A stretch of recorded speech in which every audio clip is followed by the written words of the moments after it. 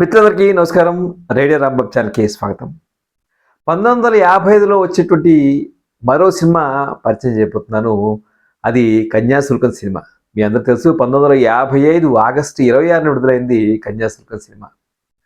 అయితే విచిత్రంగా కన్యాశుల్కం స్టేజ్ నాటకంగా ఎంత విజయం సాధించిందో ఒక సినిమాగా అంత పేరు తెచ్చుకోలేకపోయింది. ఎందుకు నాకు ఆశ్చర్యం వేసింది. ఒకటేమిటంటే ఇప్పుడు విమర్శకులు ఉన్నట్టుగానే అప్పటి విమర్శకులు కూడా చాలా క్రిటిసైజ్ చేశారు. అయితే ఈ సినిమా చూసిన వాళ్ళల్లో ఎక్కువగా కన్యాశుల్కం నాటకం చూసిన వాళ్ళు అవటం వలన ఏమో బహుశా ఆ ఎండింగ్ కానీ సినిమాని వీళ్ళు అప్రోచ్ అయిన విధం కానీ నిర్మాత దర్శకులు అప్రోచ్ అయిన విధం కానీ నచ్చలేదు. అంటే పూర్తిగా డిజాస్టర్ అంటే కాదు. అంటే ఒక 50 రోజులు నడిచింది. ఆ తర్వాత ఎన్టీఆర్ జయసింహ సినిమా వచ్చిన తర్వాత ఈ సినిమా పక్కకు వెళ్ళిపోయింది. ఇంతకీ కన్యాశుల్కం తీసిందేమో డిఎల్ నారాయణ గారు. ఆయన అంతకుముందు వినోద ప్రొడక్షన్స్ బ్యానర్ మీద దేవదాస్ తీశారు 53లో. మరి దేవదాస్లో అది నవలే కదా, అక్కినేని వేదాంత రాఘవే కాంబినేషన్ని ఆయన కన్యాశుల్కంలో ఎందుకు రిపీట్ చేయలేదు? దానికి ఒక కథను ఏం చెప్తారంటే, ఆయనకి అసలు దేవదాసు కూడా ఎన్టీఆర్తోనే చేయించాలని ఉండేది, డేట్స్ కుదరక అక్కినేని తీసుకున్నారని ఒక ఒక కథనం ఉంది. సరే, దాని నిజాలు పక్కన పెట్టేస్తే, అయితే ఆయన ఎన్టీఆర్ తోటి సినిమా తీయాలి అనేటువంటి చిరకాల వాంఛ ఆయనకుంది. దాన్ని కన్యాశుల్కం ద్వారా ఆయన తీర్చుకున్నారు. అయితే పుల్లయ్యకి డైరెక్షన్ ఇచ్చారండి, పి పుల్లయ్యకి. అంటే పి పుల్లయ్య అంటే వేదాంత రాఘ గారికి ఎందుకు ఇవ్వలేదు? అదొక $1 మిలియన్ ప్రశ్నలాగా మిగిలిపోతుంది.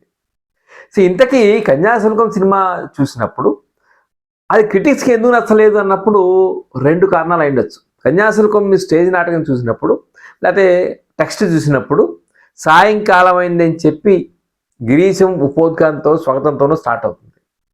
సరే, ఇక్కడేం చేశారంటే ఒక జావలితో మొదలుపెట్టారు. మధురవాణి అలాగే గిరీశం జావలితో మొదలవుతుంది. చివరికి వచ్చేటప్పటికి ఏమవుతుంది? డామిట్ కథ అడ్డం తిరిగింది అని గిరీశం అనుకోవటంతో కన్యాశుల్కం నాటకం ముగుస్తుంది.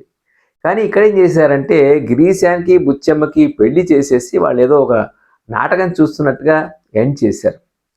అంటే గిరీశం పాత్రని ఆ విధంగా మార్చడం అప్పటి కన్యాశుల్కం నాటకాన్ని చూసినటువంటి ప్రేక్షకులకు నచ్చలేదా అని చెప్పి అనుకోవాల్సి వస్తుంది.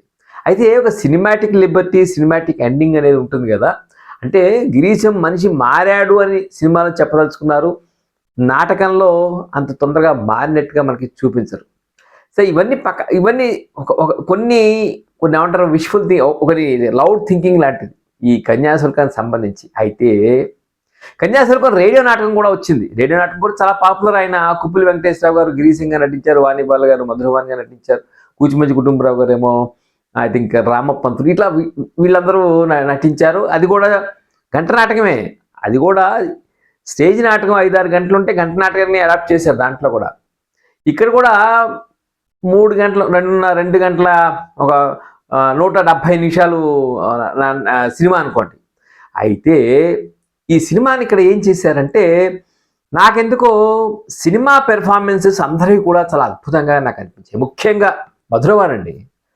మధురవాణిని సావిత్రిలాగా మరొకరు చేసే అవకాశమే లేదని నాకు అనిపించింది.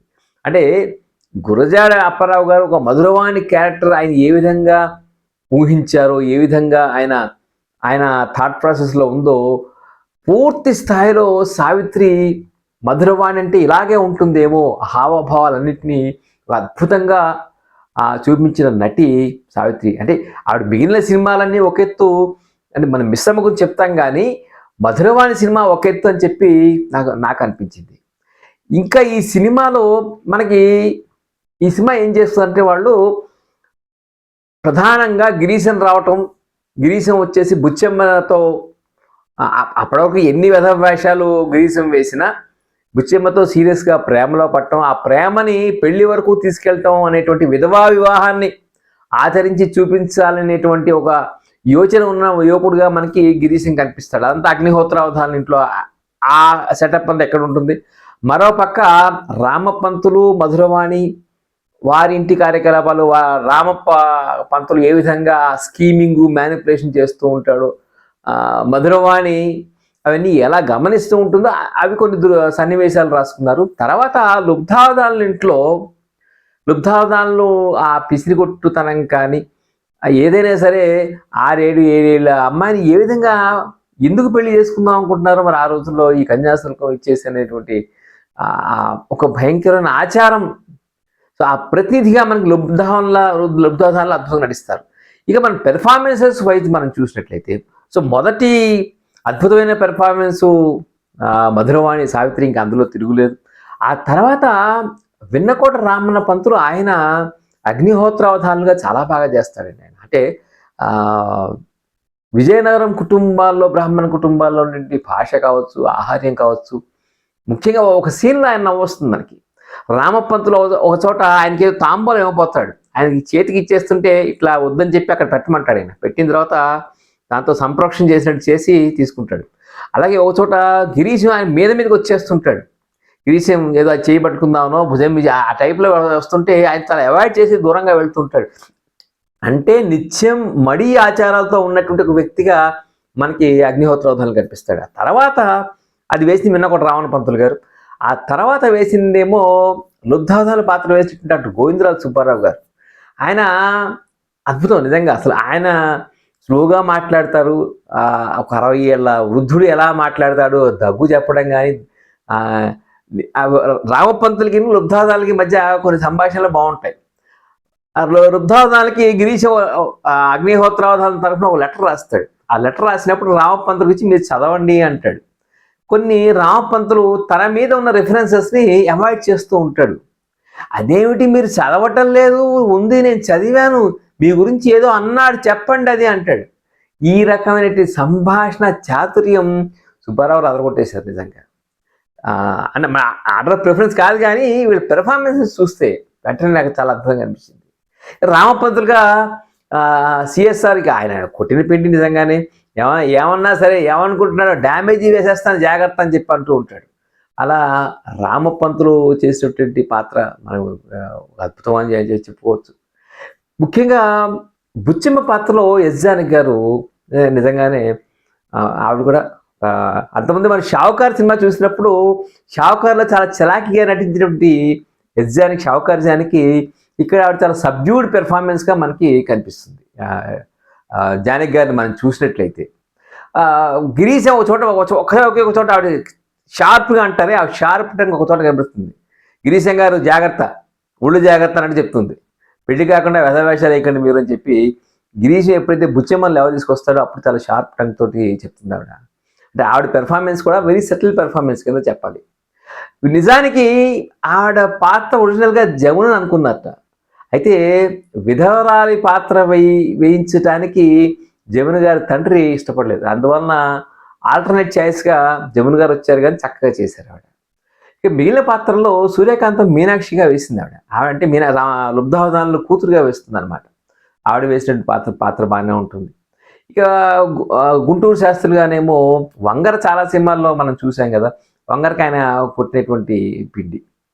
తర్వాత మిగిలిన పాత్రలో ఈ గుంటూరు శాస్త్రి శిష్యుడు ఎవరైతే సుబ్బి పెళ్లి కూతురు రోలు వేసి, అంటే ప్రధానంగా అక్కడ ఏమి జరుగుతుందంటే అగ్నిహోత్రావధానులు ఈ తన చిన్నపిల్లని 6-7 ఏళ్ళ అమ్మాయిని తీసుకొచ్చి 60 ఏళ్ళ ముసలాడి కట్టబెడతాడంటే అగ్నిహోత్రావధానులు భార్య వెంకమ్మ శ్యామలత వేశారు ఆ పాత్ర. ఆవిడ బాధ చూసి ఆత్మహత్య చేసుకుంటుంది. ఆవిడ ప్రయత్నం చేస్తే అన్నగారు వస్తాడు, గుంటూరు శాస్త్రి వచ్చి ఆ పెళ్లి చెడగొడదామని చెప్పి తన శిష్యుడిగా వేషం వేసి మన రామపంతుల్ని అప్రోచ్ అయ్యి మీరు ఆ పెళ్లి చెడగొట్టండి, నా కూతురు ఉంది, నా కూతుర్ని ఇచ్చి చేస్తాను. ఒక నాటకం ఇదంతా. ఆ డ్రామా ఆటంలో ఆ మహేష్ పాత్ర వేసేటువంటి కుర్రవాడు చాలా బాగా చేశాడు, మాస్టర్ సుధాకర్. అలాగే గిరీశం శిష్యుడిగా వేసిన వెంకటేశం అంటే మాస్టర్ కుందు, అతను కూడా చక్కగా, వీళ్ళందరి పెర్ఫార్మెన్సెస్ అందరికీ కూడా చక్కగా ఉన్నాయి నిజం చెప్పాలంటే. ఈ స్క్రీన్ ప్లే సంభాషణలు ఇవన్నీ కూడా సదాశివ బ్రహ్మం ఆయన రాశారు. చాలామంది కంప్లైంట్ ఏం చేశారంటే గురజాడ సంభాషణలు ఎక్కువ వాడుకోలేదు అనేది ఒక కంప్లైంట్ ఉంది. నిజానికి గురజాడ చాలా లెక్చర్స్ ఇస్తాడు కదా, దీంట్లో ఆ లెక్చర్స్ పాత్ర తీసేశారు. గ్రీసింగ్ సంబంధించి ఎన్టీఆర్ ఆయన ఆహార్యం, బాడీ లాంగ్వేజ్ అద్భుతంగా ఉన్నాయి. నాకు తెలిసి డిక్షను బాగుంది, కానీ ఎన్టీఆర్ వేసిన మిగిలిన పాత్రలతో పోలిస్తే డెఫినెట్గా చాలా బాగుంది. కానీ ఒక గిరీశం కావాల్సినటువంటి ఉత్తరాంధ్ర యాస కాకపోయినా రేడియోలో మనకి కె వెంకటేశ్వరరావు చేసిన స్థాయి కొంచెం లేదేమో అని నాకు అనిపించింది. బట్ ఆయన వాచకం కన్నా ఆయన ఆహార్యం, విగ్రహం ఇవన్నీ కూడా చాలా అద్భుతంగా ఉంటాయి. బట్ ఆడియన్స్ అందరూ కూడా ఎన్టీఆర్ని గిరీశంగా బ్రహ్మాండంగా యాక్సెప్ట్ చేశారు. అందులో మనం సందేహించాల్సినటువంటి పని లేదు. సో ఇలా ఇలా ప్రతి పాత్రని ఈ సంభాషణకు సంబంధించి ఒక మాట చెప్తాను. అంటే మరి అందులో ఉందో ఇది సదాశివ బ్రహ్మం గారి కల్పన, కానీ ఇందులో ఫస్ట్ స్టార్ట్ అయ్యే సీన్ పూటగోళ్ళమ్మ ఓ చీపురు కట్టుకొని పట్టుకుని తరగటం, ఇక్కడ రావటం కదా, మధురవాణి ఇంటికి రావటం, అక్కడ ఆల్రెడీ రామ పంతులు ఉండటం, ఇదని చూసి మంచం కింద చేరటం, ఈ ఇద్దరు చేరటం. ఈ సీన్లో పూటకోళ్ళమ్మగా ఛాయాదేవి చాలా అద్భుతంగా చేసింది. సో ఛాయాదేవి అంటే అందరూ ఎలా మోసం చేస్తారు ఆ రోజుల్లో, ఈ మగవాళ్ళందరూ కూడా ఆడవాళ్ళని ఏ విధంగా ఎక్స్ప్లాయిట్ చేస్తున్నారు, మోసం చేస్తారు అని కదా గురజాడ తీసింది. అక్కడ ఆయన మాట అంటాడు, సజీవ బోడిగుండుని చూసి నీ సజీవ సాలగ్రామం అంటాడు ఆయన గిరీశం.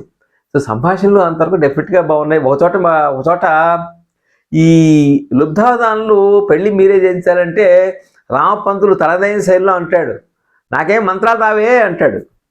మీకు మంత్రాలు ఎందుకు, మీకు మంత్రాంగమే తెలుసు, అదే కావాలి మాకు అంటాడు. అంటే కొన్ని సటిల్ డైలాగ్స్ డెఫినెట్గా బాగున్నాయి. సంగీతం ఘంటసాల చేశారు. అలాగే హనుమంతరావు ఆయనకి అసిస్టెంట్ డైరెక్టర్గా పనిచేశాడు. ఈ సినిమాకి ఎడిటింగ్ కూడా బాధ్యత ఆయనే చేశారు. ఎడిటింగ్ బాగానే ఉంది, బట్ ప్రింట్ క్వాలిటీ యూట్యూబ్లో ఆశించినంత స్థాయిలో లేదు, ఒక మోస్తరుగా ఉందని నాకు అనిపించింది. ఘంటసాల చేసిన పాటలో బాగా పాపులర్ పాట చిటారి కొమ్మన మిఠాయి పొట్లం చేతికి అందదే నరుడా వాటం చూసి ఒడుపుతోటి అనేటువంటి పాట, అది చాలా పాపులర్ సాంగ్. అది కాకుండా ఫస్ట్ పాడినటువంటి ఓపెనింగ్ సాంగ్ చాలా బాగుంది. పూర్ణమ్మ కథ ఒకటి పెట్టారు, అది ఎందుకో నాకు అర్థం కాదు. నాగుల చవితి పాట ఒకటి పెట్టారు పూర్ణమ్మ కథ. దానివల్ల ఏమైందంటే సంభాషణలు ఇంకొంచెం 1-2 సన్నివేశాలు వచ్చేవి కదా, కనీసం 3-4 సన్నివేశాలు వాళ్ళు కొంచెం యాడ్ చేయగలిగే ఉండేవాళ్ళేమో. సంభాషణల మధ్య డీవియేషన్ల ఈ పూర్ణమ్మ కథ బుర్రకథలోంచి యాక్చువల్గా దృశ్య నాటకంలో చూపించారు. అది అనవసరం అని చెప్పి నాకు అనిపించింది. అలాగే నాగుల చవితి పాట కూడా ఆనందం ఆర్ణవం అయితే అనురాగం అనేటువంటి పాట ఉంది కదా, శ్రీశ్రీ గీతం. ఆ పాట కూడా పశుమతి కృష్ణమూర్తి గారు యాక్చువల్గా నృత్యాలు సమకూర్చారు. సావిత్రి ఆఫ్ కోర్స్ ఆ పాట ఈ పాట 2 పాటలు. జావళికి మొదట వచ్చిన జావళి కానీ తర్వాత ఆనందం ఆర్ణవిత పాట కానీ ఆవిడ వచ్చింది, చాలా బాగుంది. ఘంటసాల రీ రికార్డింగ్ కానీ అవన్నీ బాగానే ఉన్నాయి. అయితే మరి ఎందుకు ఇదే కన్యాశుల్కం 3 సార్లు దాన్ని రిలీజ్ చేశారు. 83లో చేశారు, 86లో చేశారు, 93లో చేశారు. 83లో హైదరాబాద్లో సంజయ్ 70mm పాటు ఇంకో 2-3 థియేటర్లు వస్తే ఓవరాల్గా ఒక 175 రోజులు నడిచింది ఆ సినిమా. అప్పుడు మళ్ళీ 86లో విజయవాడ గుంటూరు లిమిటెడ్గానే రిలీజ్ చేశారు. విజయవాడ గుంటూరులో కొన్ని చోట్ల రిలీజ్ చేసినప్పుడు ఆ ప్రాంతంలో 100 రోజులు ఆడింది. మళ్ళీ 93లో కన్యాశుల్కం నాటక ప్రదర్శన మొదలుపెట్టి 100 ఏళ్ళు పూర్తయిన సందర్భంగా మళ్ళీ ఈ నాటకాన్ని ప్రదర్శించి సినిమాని మళ్ళీ రిలీజ్ చేసినప్పుడు కూడా మళ్ళీ 100 రోజులు ఆడింది. అలా ఒక రికార్డ్ అనుకోవచ్చేమో, 3 రిలీజ్లో 3 సార్లు 100 రోజులు ఆడినటువంటి కన్యాశుల్కం మొదటి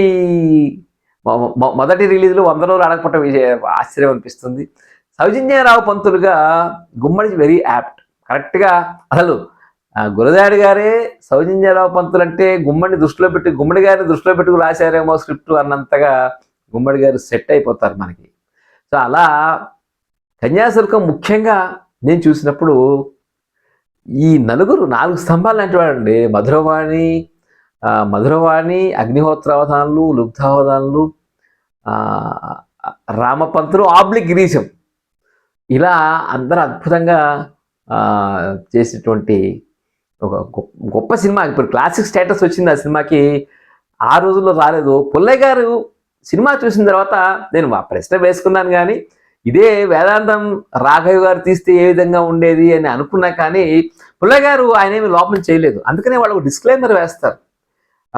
దీన్ని ఇందులో ఉన్న సంభాషణలు మేము పూర్తి స్థాయిలో వాడుకోలేకపోయాము కాబట్టి అందుకు ప్రేక్షకులు సహృదయంతో దాన్ని స్వీకరించాలి అని చెప్పడం దానికి కారణం అని చెప్పి అనిపిస్తుంది. ఇంకా ఇందులో ఊర్వశి శారద చిన్నపిల్లల పాట ఒకటి ఉంటుంది. దాంట్లో చిన్న 3 నిమిషాల పాటలో ఆవిడ బహుశా మొదటిసారిగా తెర మీద కనిపిస్తారు.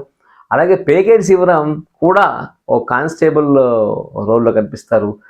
పోలిశెట్టి వేషంలో చదలవాడి కుటుంబరావు కనిపిస్తారు. ఇట్లా అన్ని పాత్రలు చక్కగా ఉండి అందరి ఆహార్యం చాలా బాగుండి కన్యాశుల్కం నేను ఎప్పుడో సమ్వేర్ బహుశా ఈ 93 ప్రాంతంలో 86 ప్రాంతంలో నేను కన్యాశుల్కం చూసినటువంటి గుర్తుంది. అప్పట్లో హైదరాబాద్లో ఆ రోజుల్లో మార్నింగ్ షోస్ కింద పాత సినిమాలన్నీ వేసి తక్కువ ధరలకే, అంటే మామూలు టికెట్ రేటుకి చాలా కనీసం హాఫ్ రేటు ఉన్నట్టుగా ఉండేది. అలా కన్యాశుల్కం చూసేటువంటి అవకాశం కలిగింది. ఇది 70 ఏళ్ల కన్యాశుల్కం తాలూకు విశేషాలు. మీరేమనుకుంటారు చెప్పండి. కన్యాశుల్కం నాకు అనిపిస్తుంది అంటే కన్యాశుల్కంలో ఒకటి చెప్పి ముగిస్తాను. కన్యాశుల్కం స్టేజ్ చదువుకున్నప్పుడేమో హాస్యం మనకు అనిపిస్తుంది. అలాగే స్టేజ్ మీద చూసినప్పుడు ఆ నటుల ప్రదర్శనలో మనం లీనం అవుతాం. కానీ సినిమా చూసినప్పుడు రేడియోలో విన్నప్పుడు కూడా మనం we get carried away by ఆ సంభాషణల మీద మనం క్యారీ అయిపోతాం. కానీ సినిమా చూసినప్పుడు ఒక భయంకరమైన సాంప్రదాయం ఏ విధంగా సమాజాన్ని పీల్చి పిప్పి చేస్తుందో ఆ ప్రతినిధులందరూ మనకి తెర మీద కనిపిస్తుంటే ఆ రోజుల్లో ఇలాంటి పరిస్థితులు ఉండేవా, ఆడపిల్లలు ఇంత అంటే ఆ తల్లి వెంకమ్మ ఏ విధంగా తలడిల్లిపోతుందనేది సినిమా చాలా బాగా ఎస్టాబ్లిష్ చేసింది. ఆ ముసలి వాళ్ళల్లో ఉండేటువంటి ఒక రకమైనటువంటి ఆ క్రూరత్వం సినిమా బాగా ఎస్టాబ్లిష్ చేసింది అని చెప్పి నాకు అనిపించింది. అక్కడ కన్యాశుల్కం సినిమా సక్సీడ్ అయ్యిందేమో అని చెప్పి నేను అనుకుంటాను. సినిమా సరే 100 రోజులు ఆడింది అవన్నీ పక్కన పెట్టేస్తే డిఎల్ నారాయణ గారి ధైర్యాన్ని, అలాగే ఆ ప్రశ్న ఎప్పటికీ ఉండిపోతుంది. ఒక హైపోథెటికల్కి వస్తుంది. వేదాంతం రాఘవ్ గారు తీసుంటే దీన్ని ఎలా తీసిండే వాళ్ళు అనేటువంటి ఒక హైపోథెటికల్ క్వశ్చన్ తోటే నేను అందరి దగ్గర సెలవు తీసుకుంటాను. ఈ వీడియో మీకు నచ్చితే లైక్ చేయండి, షేర్ చేయండి, రేడియో రాంబాబు ఛానల్కి సబ్స్క్రైబ్ చేయండి. నమస్తే.